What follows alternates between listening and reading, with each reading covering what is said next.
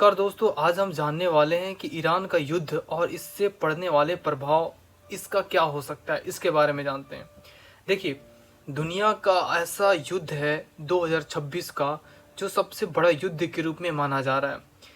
आप इस बात को जानो कि इस समय दुनिया की सबसे खतरनाक और बहुत बड़े जियोपॉलिटिक्स संकटों में एक ईरान युद्ध बन चुका है।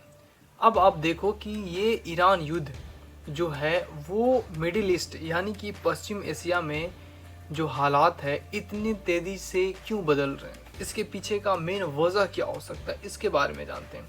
देखिए, कई देशों ने अपने नागरिकों को उस क्षेत्र से बोला था, पहले ही बोला था कि आप वहाँ से तुरंत निकलने की कोशिश कीजिए और कई सारे मदद भी किए थे।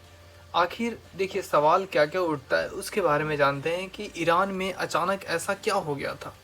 क्यों अमेरिका और इजराइल सीधे युद्ध में उतर गए? क्या यह युद्ध तीसरे विश्व युद्ध की शुरुआत हो सकता है? क्या पूरे विश्व को ये चपेट में ले सकता है? क्या इसके पीछे का वजह क्या है? इसका असर, ईरान में जो युद्ध हो रहा है इसका असर भारत और दुनिया की अर्थव्यवस्था पर क्या प्रभाव पड़ सकता है, इसके बारे में भी जानते हैं।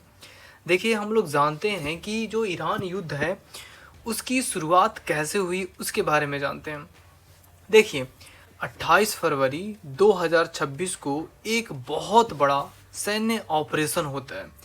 अमेरिका और इजराइल ने मिल करके ईरान पर बड़े पैमाने पर एयर स्ट्राइक शुरू कर देता है। इन हमलों का मेन गोल क्या था, उनका लक्ष्य क्या था, ये बताते हैं आपको। देखिए, ईरान के मिसाइल बेस, वो सैन्य कमांडर सेंटर था, वो एयर डिफेंस सिस्टम था वो, और सबसे मेन बात क्या है कि जो परमाणु कार्यक्रम से जुड़े कुछ ठिकाने थे उसे, इन सब जगहों पर हमला करना था, ये वजह था।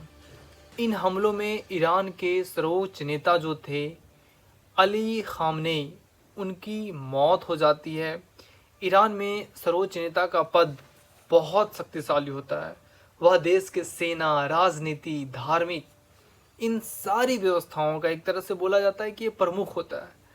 अब ईरान कैसे इसका जवाब देता है, इसके बारे में जानते हैं कि क्या ईरान अमेरिका और इजराइल का मुकाबला कर पाया, इसके बारे में जानते हैं। देखिए, खामनेई की मौत के बाद ईरान ने क्या किया। ईरान ने उसके पास जो भी air defence system, ballistic missile, drone, rocket जो भी था उसका इस्तेमाल किया और हमला शुरू कर दिया। और ईरान ने इजराइल, कतर, बहरीन, सऊदी अरब, यूएई, कुवैत, ओमान, इराक जैसे देशों पर भी हमला करना स्टार्ट कर दिया। यानी कि यह युद्ध केवल ईरान तक सीमित नहीं रहा बल्कि पूरे मिडिल ईस्ट में एक तरह से फैल गया। अब तेहरान पर भारी बमबारी हो गया। क्या वजह हो गया इसके पीछे? देखिए, ईरान की राजधानी तेहरान थी, वहाँ पे युद्ध का सबसे बड़ा केंद्र बन गया। अब कुछ रिपोर्ट है, उसके अनुसार क्या बताया गया कि अमेरिका और इजराइल लगातार एयर स्ट्राइक कर रहे हैं। अब एयर स्ट्राइक करने से क्या हो सकता है, तेल जो वहाँ पे है वो रिसोर्सेस बाधा उत्पन्न हो सकता है। यानी कि तेल भंडारण केंद्रों का निशाना बनाया गया। कई जगहों पे बड़े बड़े बम धमाके किए गए। कुछ रिपोर्ट में ये भी बताया गया कि तेल टैंक पर हमले के बाद आसमान में काले धुएं बादल छा गए, ब्लैक रेन जैसी स्थिति बन गई। जब भारी तादाद में जब वहाँ के तेल टैंकरों पर पड़ा तो वो काफ़ी आग के गोले वहाँ उत्पन्न हुए। यह स्थिति, एक तो पहली बात ईरान की अर्थव्यवस्था को चौपट करना, दूसरी बात पर्यावरण को नुकसान पहुँचाना और लोगों के स्वास्थ्य के लिए बेहद खतरनाक हो जाना, ये दर्शाता है। अब देखिए, ईरान के सैन्य ढांचों को निशाना ये भी बनाया। अमेरिका और इजराइल ये समझते थे कि अगर ईरान को अपने कब्जे में लेना है, ईरान में सत्ता परिवर्तन करना है, ईरान में परमाणु बम बनने से रोकना है, तो हमें क्या करना पड़ेगा? सबसे पहले करना पड़ेगा ईरान में सैन्य ढांचे को निशाना करना पड़ेगा, यानी निशान सबसे पहले वहीं पे निशाना साधना होगा। अमेरिका और इजराइल की कुछ जो रणनीति थी वो क्लियर थी। क्या थी क्लियर? ईरान की सैन्य ताकत को ख़त्म करना चाहते थे। इसलिए वो हमले में ख़ास तौर पे निशाना बनाया, जैसे मिसाइल लॉन्च सिस्टम, ड्रोन, सैन्य एयरबेस, नौसेना की जहाज़ें, इन सब के ऊपर में वो अटैक किया। कमांडर सेंटर था, उसके ऊपर भी अटैक किया। अब कुछ रिपोर्ट्स ये भी बताती है कि ईरान के कई एयर डिफेंस सिस्टम नष्ट कर दिए गए, कुछ युद्धपोत को भी डुबो दिए गए, मिसाइल लॉन्च सिस्टम को भी पूरे तरीके से तबाह कर दिया गया। अब देखिए कि युद्ध पूरे क्षेत्र में कैसे फैला, इसके पीछे का मेन वजह क्या था। यह युद्ध अब ऐसा समय आ गया है कि केवल ईरान और इजराइल तक सीमित नहीं है। ईरान के कई देशों में हमले किए गए हैं। जैसे उदाहरण के लिए ये मान लिया जाए कि ओमान के बंदरगाह पर ड्रोन हमला हो गया, बहरीन में अमेरिकी नौसैनिक बेस पे मिसाइल हमला भी किए गए, सऊदी अरब के तेल रिफाइनरी पर हमला किए गए, एयरपोर्ट पर भी हमला कर दिए गए। क्या अमेरिका का लक्ष्य सरकार को बदलना था? ऐसा कुछ लोगों का कहना हो रहा है कि कुछ विश्लेषण करने के बाद ये पता चला ना कि अमेरिका और इजराइल का असली लक्ष्य केवल सैन्य ठिकानों को नष्ट करना नहीं था। उनका लक्ष्य हो सकता है ईरान में शासन परिवर्तन करना, क्योंकि अमेरिका लंबे समय से कहता रहा है कि ईरान परमाणु हथियार बना रहा है, ईरान क्षेत्रीय आतंकवादी संगठनों का समर्थन देता है, ईरान मिडिल ईस्ट में अस्थिरता फैलाता है। ये सब कारण अमेरिकी ईरान संशक्तियों को ख़त्म करना के पीछे का वजह था, ऐसा अमेरिका का रणनीति था। अब यहाँ पे ईरान की रणनीति क्या होता है इसके बारे में जानते हैं। देखिए, ईरान सीधे अमेरिका से लड़ाई करने के बजाय वो एक अलग रणनीति अपनाता है। पहला, प्रॉक्सी वारफेयर। अब ये प्रॉक्सी वारफेयर क्या होता है इसके बारे में जानते हैं। देखिए, प्रॉक्सी वारफेयर में होता है कि ईरान कई सहयोगी समूहों के जरिए वो युद्ध लड़ता है, जैसे हिजबुल्ला, हौथी विद्रोही, इराक के कुछ शिया मिलिशिया हैं उनके साथ। अब यहाँ पे देखिए, युद्ध होने के बाद तेल बाज़ार में भूचाल आ गया। अब भूचाल आने के बाद क्या गहरी स्थिति आई इसके बारे में जानते हैं।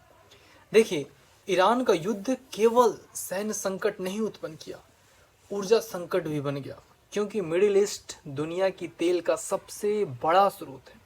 यहाँ एक बहुत महत्वपूर्ण समुद्री रास्ता है और वो दुनिया के लगभग 20% तेल ट्रांसपोर्ट के लिए इस्तेमाल किया जाता है। अब यह रास्ता बंद हो जाता तो तेल की कीमतें तेज़ी से बढ़ जाते, दुनिया में महंगाई बढ़ सकती थी। रिपोर्ट के अनुसार युद्ध के कारण तेल की कीमतें पहले से भी बढ़ी हुई थी। अब कुछ लोग समझेंगे कि तेल के कारण महंगाई क्यों बढ़ जाएगी, इसके पीछे का मेन वजह बताओ। तो देखिए, तेल के पीछे का महंगाई बढ़ जाना यानी कि तेल का प्राइस बढ़ना, यानी कि लॉजिस्टिक कॉस्ट बढ़ जाना, ट्रांसपोर्टेशन जो प्राइस था वो बढ़ जाना, क्योंकि वस्तुओं का सप्लाई, आयात निर्यात एक राज्य से दूसरे राज्य में जाना ऑयल से होता है। यानी कि जब ट्रक चलती है, बड़े बड़े गाड़ियाँ चलती है, तो उसके माध्यम से चलता है। कई सारे अभी भी ट्रेन इंडिया में जो हैं वो बाई डीजल के माध्यम से चलते हैं। तो ये कारण हो सकते हैं। अब जैसे ही लॉजिस्टिक कॉस्ट बढ़ेगा तो वस्तुओं का दाम भी तो बढ़ेगा ना। अब ईरान के अंदर कुछ संकट ऐसे आए हैं कि अभी ईरान में क्या हुआ कि आर्थिक संकट आ गई, बेरोजगारी की स्थिति बढ़ गई, सरकार विरोध प्रदर्शन वहाँ पे काफ़ी देखने को मिला। 2026 में इन विरोध प्रदर्शन के दौरान सुरक्षा बलों में कई जगहों पर हिंसक कार्रवाई भी की गई। सरकार ने विरोध को दबाने के लिए इंटरनेट तक बंद कर दिया। अब युद्ध का अभी वर्तमान स्थिति बहुत ख़राब है। नागरिकों पर असर ये पड़ा कि युद्ध का सबसे बड़ा असर वहाँ के आम नागरिकों पर पड़ा। हर देश का यही स्थिति होता है। रिपोर्ट के अनुसार हज़ारों लोग घायल हो गए, कई शहरों में लोग घर छोड़कर भाग रहे हैं, बिजली और इंटरनेट सेवा बाधित हो रही है, कई स्कूलों पर और अस्पतालों भी प्रभावित हुए हैं इस युद्ध में। ईरान के राष्ट्रपति का बयान क्या था इसके बारे में जानते हैं। देखिए, ईरान के राष्ट्रपति ये बताया कि अगर पड़ोसी देश अपने क्षेत्र से ईरान हमले होने नहीं देंगे तो ईरान भी उन देशों को निशाना नहीं बनाएगा। क्या कुछ लोगों का बोलना था, क्या ये तीसरे युद्ध की शुरुआत है? कुछ लोगों का ये तर्क था कि ईरान में जो युद्ध होना, आसपास के देशों इससे प्रभावित होना, अमेरिका इसराइल का पार्टिसिपेट होना, उधर रशिया यूक्रेन युद्ध में फंस जाना, क्या ये तीसरे विश्व युद्ध का संकेत दे रहा है? क्या do you think about this? देखिए, ये सवाल उठना जायज़ है, दुनिया भर में लोग पूछ रहे हैं। हालांकि अभी इसे विश्व युद्ध कहना उचित नहीं होगा, लेकिन कुछ खतरे और कुछ इंडिकेशन हैं, क्योंकि इसमें शामिल देश कौन है? अमेरिका, इजराइल, ईरान, और आगे शामिल अगर हो गया रूस, चीन, नाटो देश, तो स्थिति बहुत खतरनाक हो सकती है। भारत पर क्या असर पड़ सकता है उसके बारे में जानते हैं। देखिए, भारत के लिए युद्ध महत्वपूर्ण है या नहीं, इसके